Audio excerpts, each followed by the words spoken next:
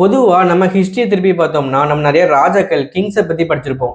அதுலயும் நமக்கு உடனே ஞாபகம் வர்றது சேர, சோழ, பாண்டியர்கள். மிஞ்சி போனா அசோகா த கிரேட், அக்பர்ன்னு 1, 2 பேர் ஞாபகத்துக்கு வரலாம். அப்படியே ஃபாரின் பக்கம் போனீங்கன்னா, நமக்கு உடனே ஞாபகம் வர்றது ஜூலியஸ் சீசார், நெப்போலியன். இவங்க 2 பேருமே ரோம் அண்ட் பிரெஞ்சு ஹிஸ்டரிய பொறுத்தவரைக்கும் ஒரு பெரிய மாமனிதர்கள். அப்படிப்பட்ட இவங்க 2 பேருமே ஒருத்தர இன்ஸ்பிரேஷனா எடுத்து ரோல் மாடலா ஃபாலோ பண்ண ஒருத்தர் தான் அலெக்சாண்டர் தி கிரேட். 16 வயசுல போர்க்களத்துக்குள்ள வராரு. 20 வயசுல மேசிடோனியாவோட அரசன்.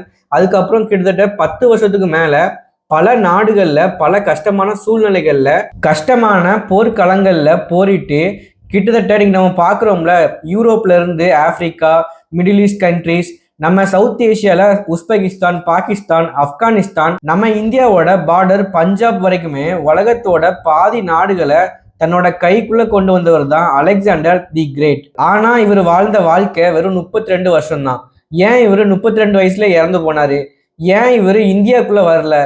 ஏன் இவரை த கிரேட்னு கூப்பிடுறாங்க? இன்னைக்கான வீடியோல அலெக்சாண்டரை பத்தி ஃபுல் டீட்டெயிலா தெரிஞ்சுக்கலாம். வீடியோவை கடைசி வரைக்கும் பாருங்க. வீடியோக்குள்ள போறதுக்கு முன்னாடி நம்ம சேனலை மறக்காம சப்ஸ்கிரைப் பண்ணிக்கோங்க அண்ட் பெல் ஐக்கானை மறக்காம கிளிக் பண்ணிக்கோங்க. வாங்க வீடியோக்குள்ள போலாம்.